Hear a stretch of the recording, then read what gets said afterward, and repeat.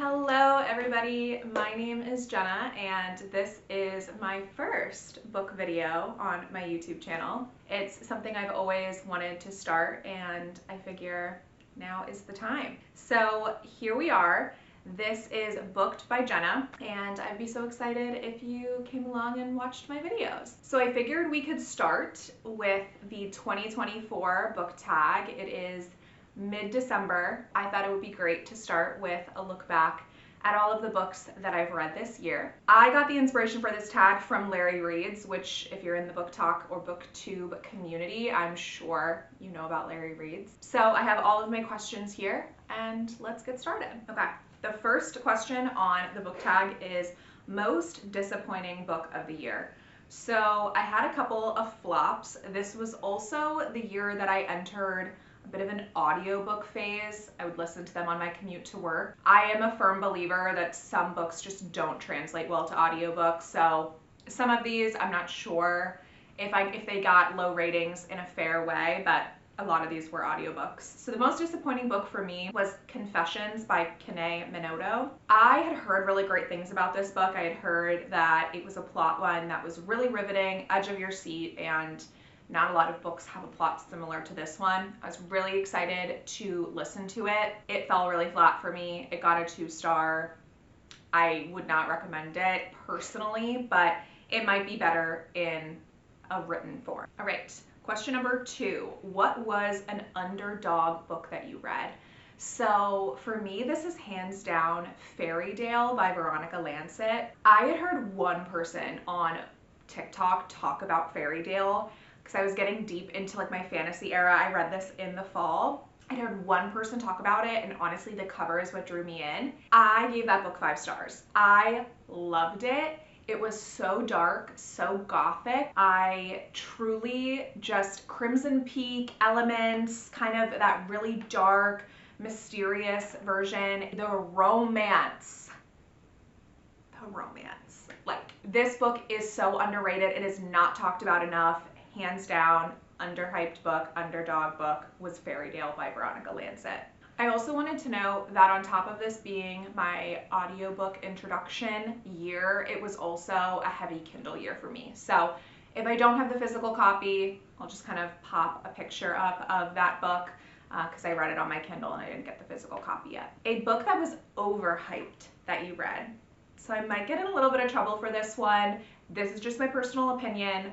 For me, it was Heartless Hunter by Kristen Ciccarelli. I've been hearing so much about this book on TikTok and a bunch of the book YouTubers that I watch, and I was super excited. I believe it's a duology. I think the second book in the Crimson Moth duology just came out or is coming out soon. I didn't love it. I think I gave it a 3-star. It was a good plot, a good premise, but the chemistry between the main characters just wasn't there for me. I didn't feel any like love or yearning or anything like that. If you've read the book, you know what I mean. Like, they were very much together for a common goal, and I didn't feel that lusty burny passion that I think we all love in a fantasy book. So for me, it was just okay. I have really no desire to pick up the second book, but I know I might get a little bit of flack for that one. A book that surprised me.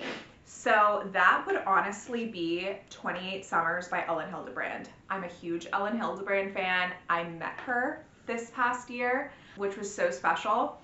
Truly, I just think she is one of the most atmospheric writers. And so I've been kind of making my way through her backlog. 28 Summers was a book I think she released maybe 4 years ago. She releases a book every year. This book was phenomenal. It made me cry. It was so heartfelt. It's probably become one of my top like 2 or 3 favorite books from Ellen Hildebrand. Highly, highly recommend picking this up, but I feel like it's one of her more heart-gripping reads. I gave this 5 stars. It was really phenomenal. Okay, the next question is your favorite book couples from the year. 2024 was the year that I read the Boys of Tommen series. My life has been forever changed.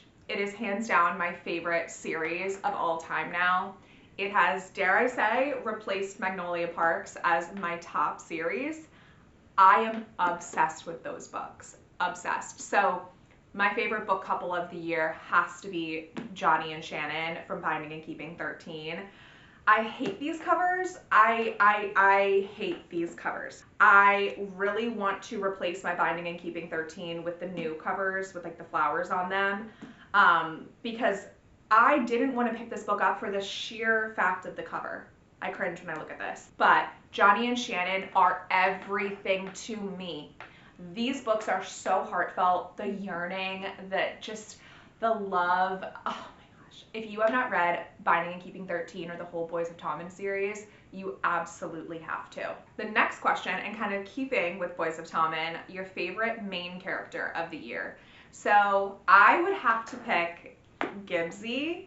I've loved Gibbsy since the very first book in Binding 13. Gibbsy, I've never read a character like him. He is just perfection, and I think I speak for everyone that read the series when I say that the second Binding 13 came out, everyone wanted Gibbsy's book. So we've been waiting patiently, and we finally got Taming 7 this year. It's so much shorter than the other books. I read it via Kindle, but I did pick up the copy. This is the copy that I want all of the books in, but I love Gibbsy so much.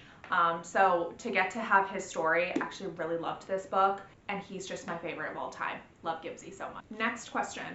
New favorite author that you discovered this year. So I don't want to be repetitive. Obviously, Chloe Walsh. I love her, and because I discovered the Boys of Tommen series this year, she has become my favorite author that I've discovered. I did read Treacherous by Chloe Walsh from her backlist, and I wasn't the biggest fan. The writing just was not the same. So I don't know if Boys of Tommen is going to be kind of a lightning in a bottle situation for my Chloe Walsh love, but I would say Chloe Walsh. And then my other favorite author of this year that I had discovered was the Chestnut Springs series author, which is Elsie Silver. I love Chestnut Springs. I read the entire series on Kindle Unlimited, but I do want to get the physical copies because I really, really loved those series, and I definitely think I would reread them. She has phenomenal writing. She really is good at creating like that tension, that banter. So I would have to say Elsie Silver as well. The next question is an author that did not work out for you. So I am sad to say that I think this year has ended it for me for Freida McFadden. So I'd read The Housemaid the year prior and loved this book. I know it's getting adapted into a movie. I felt this was a really great read, very captivating. She's such a page turner, very quick and fast paced. However, honestly, every single thing I've read from Freida McFadden since this book has just gone further and further downhill for me. I read the sequel to this. It was fine. I read the third book that came out this year in the trilogy. I did not enjoy it. And then I have a couple other books kind of written down here that I read of hers this year. The Boyfriend, which was her newest release.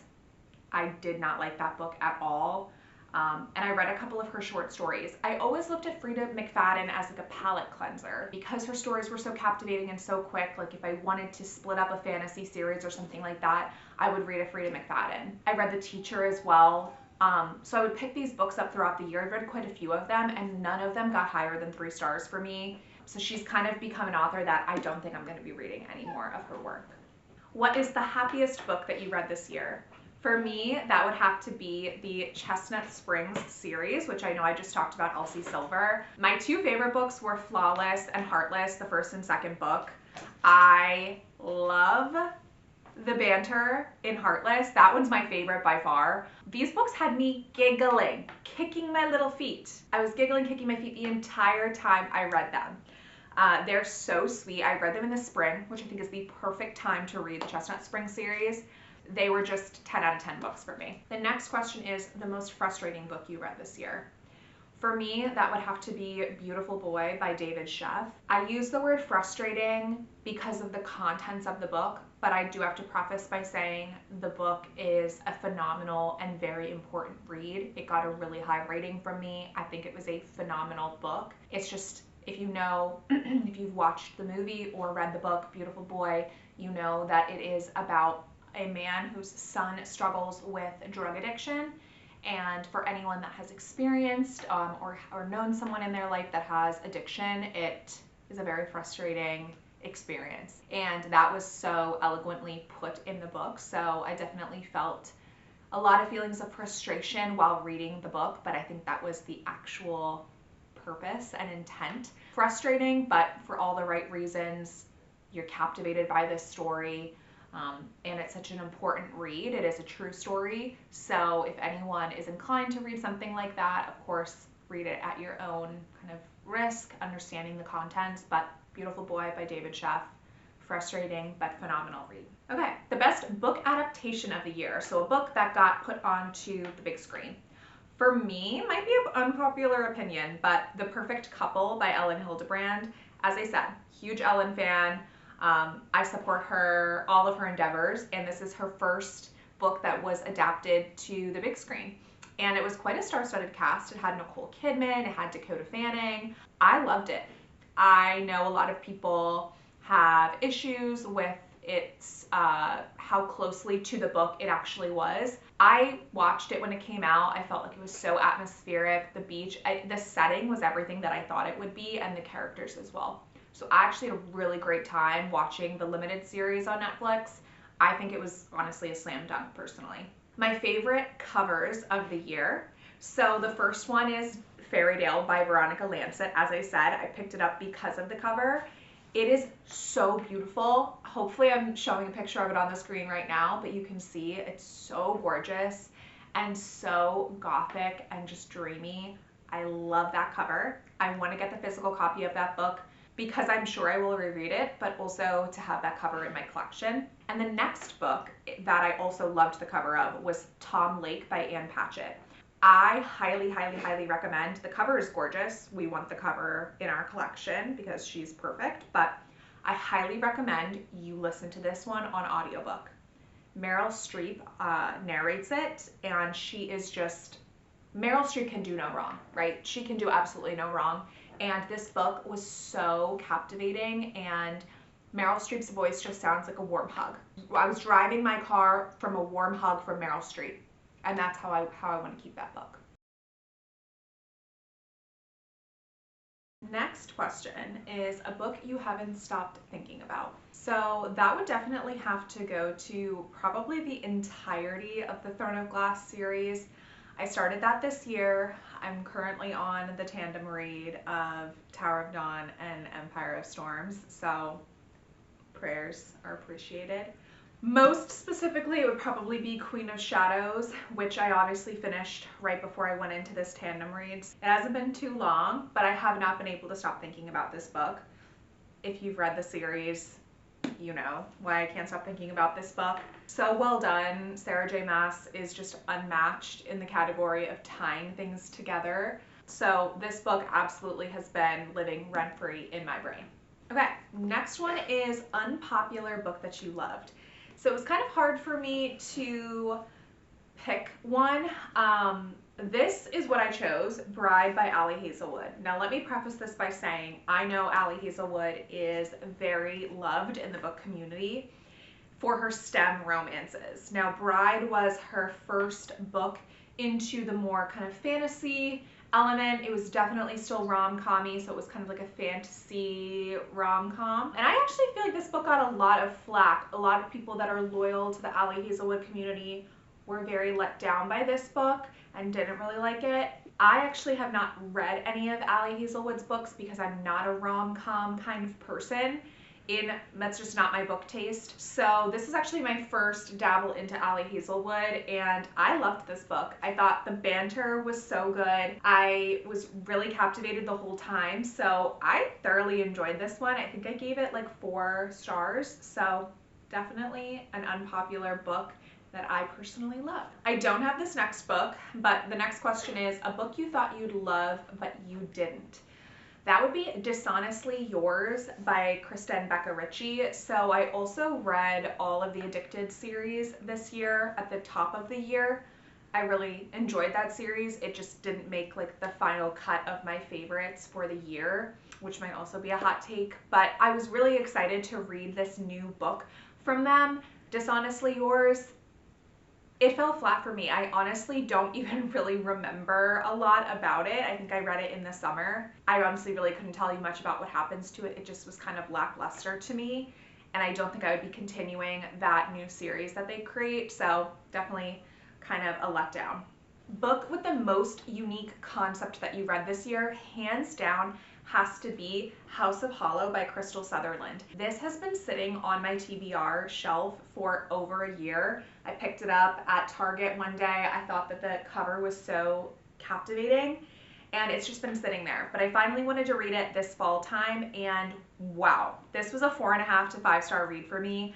I was so captivated the entire time, and I thought it had the most unique plot. I don't want to give too much away. I honestly don't even know if I could give a lot away because the plot is so kind of convoluted and dark that it's hard to just explain high level, but it follows 3 sisters who, ever since they disappeared when they were young children and reappeared, they've been acting very strange. There's some things that are wrong with them that weren't wrong with them before, and now as they are adults, one of the sisters goes missing, and so they're kind of trying to figure out what happened to her, on top of why they've always been this really kind of strange pair of sisters. Really fascinating book. Confused for half of it, but intentionally, highly, highly recommend this. Okay, a book that you would reread. I get giddy even thinking about this. A Court of Mist and Fury. I don't even know what to say. I read the first book in 2023. So this I read at the top of 2024, and I cannot stop thinking about it. I want to reread it. This book and Wings and Ruin, honestly, both just were so phenomenal to me that I would sit and reread these books a million times. I just am such an ACOTAR girly that this just holds such a special place in my heart. All right, the next question is GoodReads 2024 reading goal reflection and your reading goal for 2025. I set a goal for 90 books this year, and I'm currently sitting at 85. It says I'm on track to hit 90 by the end of the year. That being said, don't forget I said I'm in the middle of the tandem read of Throne of Glass, so that's taking a lot of time, and also it's 2 books, so fingers crossed I'll hit 90. What is my reading goal for next year? I honestly am toying with the idea of not setting a GoodReads reading goal, at least for like the first quarter of the year. And the reason I say that is because it definitely kind of forces me to read faster than I want to. I think I am a fast reader in general, but sometimes I'm just so eager to wrap up a book so that I can close it out on my GoodReads and add it to my reading goal that I feel like I don't get to take my time with books as much. And reading is my passion, so I want to enjoy it as I'm doing it. So I think I'm honestly not going to set a reading goal at the top of the year, and then maybe as I hit my stride a little bit, I'll set a goal, but maybe 90 again. We'll see how it goes. 2 more questions. So, book you wish you got to this year but didn't.